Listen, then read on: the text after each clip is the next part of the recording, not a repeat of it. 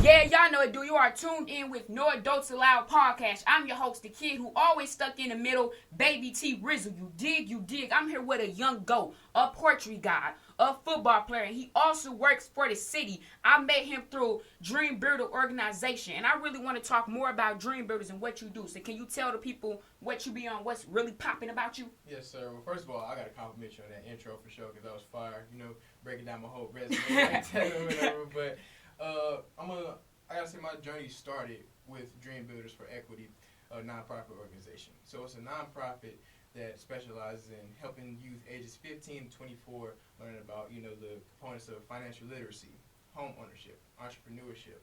And the thing that drew me most to the program was I was always in search of belonging to something that was bigger than me. And with that program, I didn't feel like I had to be confined or put into a box of what I wanted to be. Like you just said, I've experienced poetry, Football player. Sports, and like the whole nine. And in Dreambuilders, I really felt most at home because there was never a time where I felt like I couldn't really be myself. You didn't feel outside the circle? No, never outside the circle, because in that circle of groups and around all that youth, we had kids from all around the city. From Riverview, Live for Life. I came from South County, even though I grew up on the west side. I mess with you. I came from South County too. Yes, sir. Yes, Hazelwood, sir. Yes, home sir. of the Hawks. Oh no, can't rep that. Can't rep that. But what's wrong with that? Can't rep that. But no, I got some bad blood with Hazelwood. But nah. Within Dreambuilders, I was around so many different types of students, and so many people that I identified with, to where I never really felt like I was left out. So like different race? No, not even just race, but it was more of a culture thing. I could talk to musicians, even though I don't really have experience in music. A music taste. Yes, I love music. Even though it wasn't really that many athletes, we can still bond over our experiences and stuff like that. But one thing that we all had was we wanted to do something big. We know that we wouldn't. We wanted to change something in St. Louis, not only St. Louis, just only around the world too. Yes, sir. And we didn't want to be defined, because there's these narratives that overshadow us right now. People always try to put us in a box. The youth, we're this, we have this to offer. But you don't even know I'm 16 years old, but I own a business.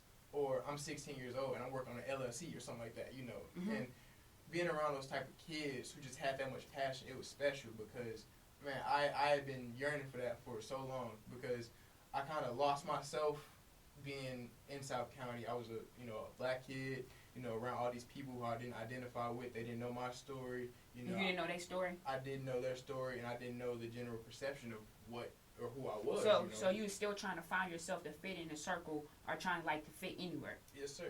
You know what I'm saying? I can really relate to that too. You know what I'm saying? Growing up in Hazelwood, you know what I'm saying? It's like predominantly white, and then I'm this black kid who trying to fit in. You know what I'm saying? Do I want to be a golf thing? You know what I'm saying? Do I want to do anything else but don't fit me? So I finally figured out what fit me, and since then I've been on the road. Yes, sir. And I can respect that, but I'm sure you can relate too, because when you get out there, what's the first thing you try to do? You try to click with the other kids who buy look fancy just like shoes. You. Right. And who are like you said, trying to look a certain type of way, trying to act a certain type of way, trying to make sure that they have a certain perception about them. But I didn't want that. I just wanted to be Gerald. But from the time I was first grade to sophomore year of high school, I didn't know who Gerald was. Me either. So it was really hard for me, because I didn't know if I wanted to be a funny kid. I didn't know if I wanted to be or the nerd kid or the goofy kid. Right. And in a lot of circles, trying to be more than what you're perceived as, it gets difficult, because now Gerald's a lame, Gerald's a weirdo, Gerald cares about poetry or something like that. Oh man, don't hang around him. For real. And it's like, now I feel like I gotta confine myself to your expectations or how you want to look at me. And you gotta keep that going. And it gets real hard. Yeah, I really understand. Because, I kind of became a shell of myself until, like I said, I got around Dreambuilders, to where I realized there was only one person I had to, be perfect for, and that was me. So, this brings us to my second question. Dreambuilders and from other different companies you've been in, how is this different from all the organizations you've been in and all the rest of the Boys and Girl Clubs, too? Well, speaking of Boys and Girls Club, because, I grew up, playing for Hoover, Herbert Hoover, one Super Bowl ring, should have been two. grew up around a whole lot of dogs, man. And at those times, that's when, like I said, I was still trying to figure out myself, but I was most free because I was just a young man just playing ball, around all these kids who looked just like me. But joining Dreambuilders, it meant a little more, because when I was 16, I kind of used to put pressure on myself, because I never wanted to be that kid who time passed by, now senior year rolling around. And you trying to figure out your life. I'm a senior, hey, and I see a lot with my friends, like a friend who grew up with me since kindergarten. You know what I'm saying? One minute he wanted to be an actor, next minute he wanted to be a plumber. Now he got his life together. I'm like, man, I'm really proud of you, because in freshman year, you was still trying to figure out what you're doing. One minute you wanted to be A, one minute you wanted to be B, but now you got your C plan together. Now you can go in life and be like, okay, this what I'm doing now. I'm focused, and can't nobody knock me off my pivot. Yes, sir. That's exactly what it was like. You know, like I couldn't put no better words than that. But around that time, Dreambuilders kind of showed me that I could really take full ownership of what it meant to my life, basically, and what it meant to be someone who was passionate about multiple things, because I didn't want to be that guy. I had seen so many guys, and I call them Ghost of Melville. They was the man, freshman to senior year, killing it on the field, killing it with the girls. They was this it person. Then 2 years from later, you see him working at your local McDonald's. and ain't nothing wrong with McDonald's. Yeah, like not at all. Hustle is a hustle. But you see these guys, it be the guys who come back to the games. Guys who are trying to relive them glory days. It's like, I don't want to be a ghost, man. I want to be a legend. In the words of my guy Mike Woods, I want to be legendary, and I want to always be remembered for having my own. You want to be like Kobe Bryant. Basically, I'm Mamba mentality all day. Like, and one thing, even you referencing Kobe always wanted to stand out for being, strong within himself, and that's why I wanted to be strong within myself. I love poetry. I love sports. I love culture. I love getting to know people, and I wanted to make it cool to be okay with opening yourself up to these people, and make it cool to show that you don't really gotta hide who you really are. Despite you can your be background. open. Yes, sir. It doesn't matter where I come from. This is who I am. It doesn't matter that I grew up on the west side of St. Louis. That don't mean that I can't be a poet. That don't mean I can't, be passionate. Because you grew up in hard times. Right. Like, that stuff didn't define me. It molded me to want to create those narratives to share with other people, and to be here today to where I can openly talk to you about that stuff, and hopefully, millions of people see this, and they realize I, too, can, share my own narrative. You feel me? And, I want to bring up, because we the same age. I'm 18. I'm not 19. All right, you're 19. Sorry about that. But I would have never thought you 19, because you got a mindset of a young adult. You know what I'm saying? You was cold at football, but you made an opportunity where you can stay and still help the youth and bring money to our community. That's where I want to bring up this question number 3. The money y'all make from Dreambuilders, do you feel like it's going through a gate cause in the community? Oh, definitely. And it's crazy. I tell people, when it comes to the cause of the community, I feel like we are the cause, because we represent the change. We represent those youth who are actually trying to make a difference. And the same youth that they're putting on the pedestal, like I said, that is us. And it's just like, at this point, we're just trying to grow and expand and, open up and, show more, kids who look just like me and you, that it is okay to be a young boss. It is okay to be somebody, 17, 18, 19 years old, and to have so much pride in your city that you want to actually make a difference, And even, I always tell people, it was never about the money.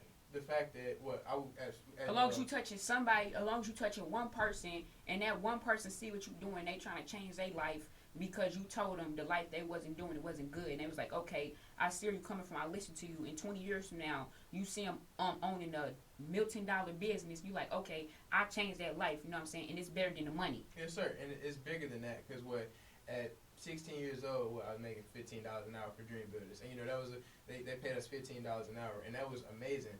But I never looked at it as like, oh, I'm finna go get up and get this money. I got up and it was like, I'm finna go meet with my brothers and sisters. We finna go create a bond, create a sisterhood and a brotherhood. Right, and exactly, we was going to be bigger than what we could have ever imagined. I looked at it as an opportunity to really find who I was. It was to the point to where, man, I was praying. I was like, I need them to make a Dreambuilders high school, man, so I can't roll in. I would have dropped out of Melville so fast if they hadn't had a Dreambuilder school. Just being around all these kids and these people who just have so much passion and can also don't dreams, right, trying to touch the stars. For real, shoot what they say, shoot for the stars, aim for the moon, for real. And that's all it was. Being able to talk to these people and they're like, man, I want to do this. I got a clothing line. You got a clothing line, bro? Stuff and like it's that. hard? Yes, that. It's stuff like that. I definitely got to tap in. For real, it's stuff like that. And speaking of clothes, too, the shirt. Oh, yeah. Shirt's all right, fire. thank you. You got to rep that for the people. Thank you. You know what I'm saying? You see the No Adults Allowed shirt, you know what I'm saying? Make sure y'all get y'all merch. Yes, sir. But, being able to tap in to those kind of people, it was really special. And when I even just think about the opportunities that can come from it, how we can not only help expand, as far as the financial aspect, but the mental aspect as well.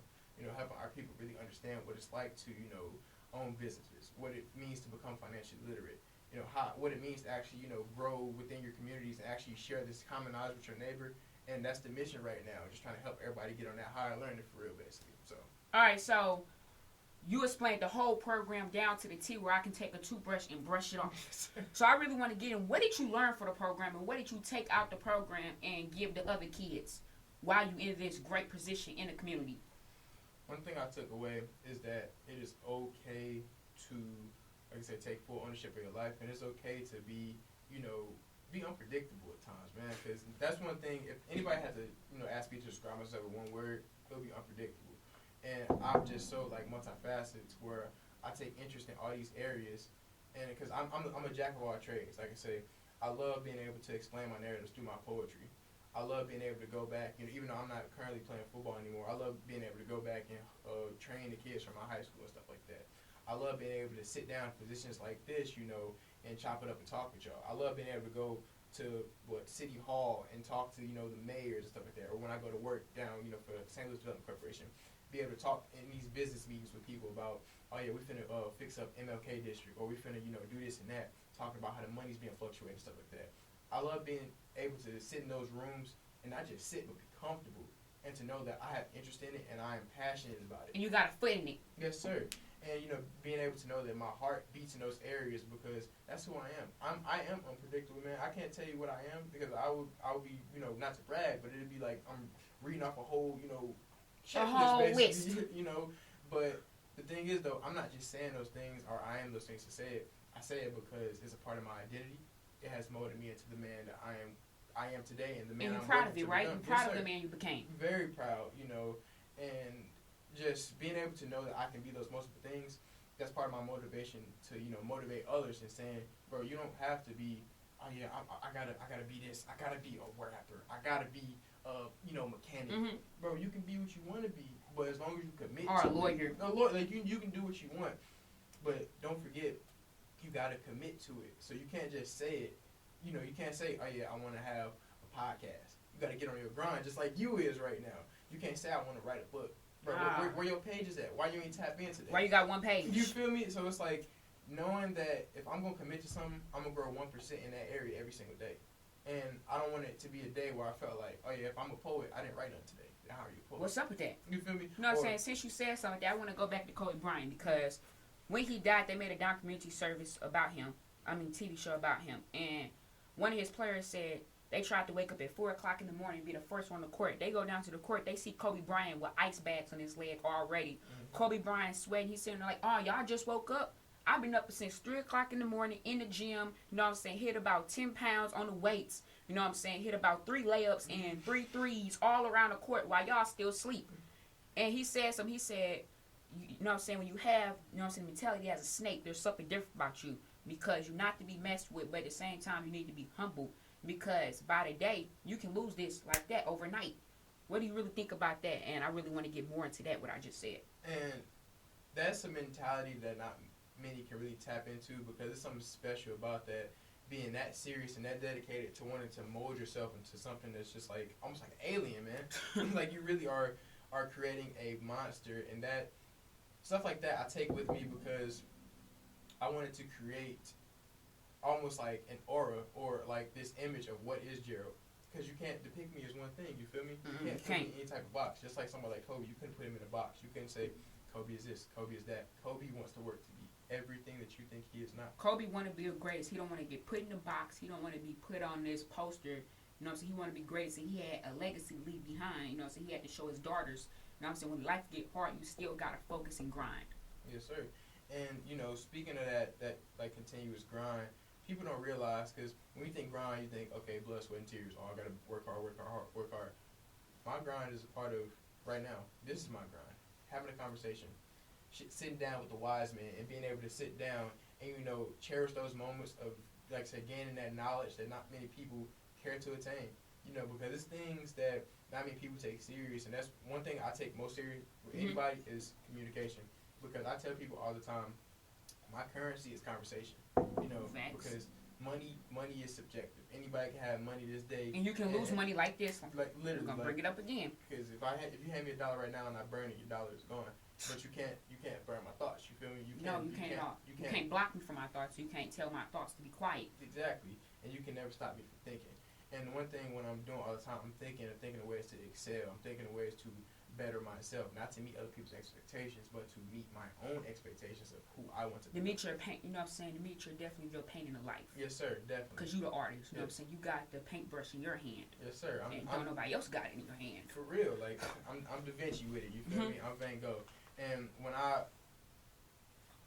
paint these pictures, like you say, I wanted to people to really understand, like, Gerald left all that there was on the table, and he really got to become everything he wanted to be. You feel me? He got to be great. Yes, sir. He got to be great. I mean, because everybody got a passion, man. Everybody got a dream. Everybody got things that they want to do, but it takes different people to pry out of them, you know. And coming from the background that I had, you know, with like my mother, who, you know, was basically like my best friend. You know, my father, you know, who trained me as a kid, stuff like that, playing ball. My brother Coop, who was almost like my secondary father. You know, having all these people in my background who really always was adamant about not me being what they wanted, but about me being what I wanted. Like, my brother would tell me all the time, he was like, man, I don't care if you want to play the tuba. I don't care. As long as you're great on it. You're gonna be the best tuba player in the world. You know, and stuff like that really stuck with me, because I always said that no matter what I'm gonna do, I can't fail, because I got people who are gonna push me to my limits and push me till I'm at the top. You feel me? You know what I'm saying? I want to definitely get on the topic, you know what I'm saying, before we run out of time. You know what I'm saying? Youth going through depression is really slept on, you know what I'm saying? Like, I can be going through depression. Now, it's just a phase. You get over it. Calm down. What do you really, I want to get to it. What do you really think about that topic? Depression. It's a big world, but let's really dive into it with all arms open. So, when I think of depression, I just think of how the youth, you know, the perspective of mental health is really slept on, because you can kind of attribute it to our past generations not really getting that, you know, nurturing that they needed to pass down to us. Because, like, you know, I met a special lady, her name is Miss Candace, and she works for Chaos, and they come, like, counsel us every few weekends. She said, broken people raise broken people. So we're in a day and age. I never thought about that. That went past my head like, ooh. It's like a domino effect if you think about it, bro. I can't give you something that I never had. And these mentalities that were passed down through generations and generations that were just toxic because of the conditions that we had to, you know, live through and stuff like that. It really put us in a day and age to where we're really desensitized. And when we hear the cries of our young kids, oh, I'm sad, I'm this. Oh, I had to go through this. You ain't that. Oh, man, no. When I was a kid, we didn't have no cell phone. Like, we had to run down the block and call somebody from the house. Like, you know, and when we have these cries, they're shot down because they weren't in a position to where they can express their problems. Everything they had, they just had to deal with it. You know, and the day and age that we're in the age of technology. Like, this is like almost like the modern day Renaissance, man. Like, literally, this is like a whole new world. And not being able to openly express our thoughts and our feelings, it really beats down on us, and it puts us in a position to where now we gotta act out a certain way. Now we gotta be kids feel like they gotta be violent, or they gotta, you know, behave a certain way, and then get their parents' attention. Like, it's just a cycle that keeps being created instead of somebody being like, no, we ain't gonna let that happen. Come talk to me. Tell me why you feel like you need to act this way. Tell me why you feel sad and why you're going through something. Exactly, but over and over again, if you keep, you know, having these cries, but the door keeps getting slammed in your face, then how are you going to act out? You know, it's only one way to really act out, until they actually make you see, you know, physically that, you know, I'm traumatized, bro, I'm hurt, and that's why I'm acting like this. I'm really going through something. You know what I'm saying? I'd be up in the room at 1 o'clock in the morning really trying to put my thoughts together, but y'all don't understand that. Exactly. And it's just so much that is slept on, especially by our older generations, that I feel like that has to be addressed. And, you know, one thing that has to be addressed is our older generations believing in us and believing in our passions. You know, because one thing is, they come from an age to where, you go to school, you go to college, you get a job, then you get married. Right, you get married and you live life. But what if I said, Mom, I want to be a TikToker? What happens? You say, I want to go work at McDonald's and own the whole corporation. Right, you know, like, being able to let these kids know that they can aspire to be exactly what they want to be, because all you need is faith, bro. If you have somebody to believe in you, if you want to go swim with the sharks, I'm going to teach you how you can go swim with the sharks, how you can be the greatest person who swam with the sharks in history. Yes, sir. Like, literally, like, you're going to be Michael Phelps out there. For real. Like, but not having those, you know, positive, influences to really push you into those directions, it can, mislead you into where you're going to feel like, okay, I got to go find a home. I got to go find peace within people who definitely don't have our best interests or, going to put me in these dangerous positions. But at least I got a home over there. At least I feel some type of warmth, even though it's toxic. You feel me? Now, I want to end this off with something great. You know what I'm saying? I'm going to give you something. I'm going to give you a piece of advice. You know what I'm saying? It's the motivation today is life is a painting. How are you going to take the paintbrush and paint your life and make it seem like, okay, this is my life. I painted on this big canvas. I don't want nobody to take it from me. I'm going to live it. And as I'm good with my life or as I'm uncomfortable with my life. So I want you to take something from that, and I want you to give me some knowledge too. Okay, from that, I got you. I can leave you with the affirmation that I set it in my phone for every single day for as long as I'm gonna have this iPhone. Mm-hmm. Every day at 11:30, it reads in 30 minutes. It says, "Race no one, only compete with yourself." And I put no one as in the number one. Me. You don't race with nobody else. Race with nobody else but you. You in your own lane. Yes. You know what I'm saying? You your own airplane. You about to take off in your own lane. Yes, sir. Because in this day and age, we always see these people who we feel like we have to look up to. Oh, he got the Charger, so I gotta get the Charger. Oh, he got a Lambo. Let me go get a Lambo. Like, it don't matter, bro, because it's a red light right here. We both gonna be stuck at the same red light. You feel me? And we're going to go on that green light, and we're going to slow down on that yellow light. And if the mission is to get from A to B, it's like, bro, I just got to get there, and I'm going to get there by any means, you feel me? And when we try to compete with other people, we try to hold ourselves to a specific standard, we become shells of ourselves, and we rob ourselves of our true identities. And that's a shame because, all of us, we have so much personality to display, but if I'm looking up to him, but he's looking up to him, then which one of us is really the real, like, who is the real Gerald and who's the, the real baby T-Rizzle. T-Rizzle, you feel me? So, if you just race with nobody and compete with yourself, you're going to always be able to stay humble and keep your head down because you know that you're not going where that person is going, you're going where you want to go, and you're following your own lane, you feel me? So y'all heard it from the best, so we're going to end this off. Shout out your Instagram. Tell people what upcoming events you got. And I'm going to end it off shouting out all our stuff. So, go ahead. Yes, sir. Well, you can follow me on Instagram at, Gerald Burton, GeraldBurton, all lowercase or whatever. You can catch me downtown, kicking it with the City Hall folks, chopping it up, how to build up St. Louis or whatever. But it's definitely all love. So, yes, sir. Make sure y'all follow No Adults Allowed. Follow our Instagram, follow our TikTok. We haven't made a Facebook page yet, but we're going to do it. Make sure you cop the merch. We got keychains. We got T-shirts. We got face masks. Go to my bio, click it, subscribe to the YouTube channel. It's your boy, Baby T-Rizzle. We out. You dig?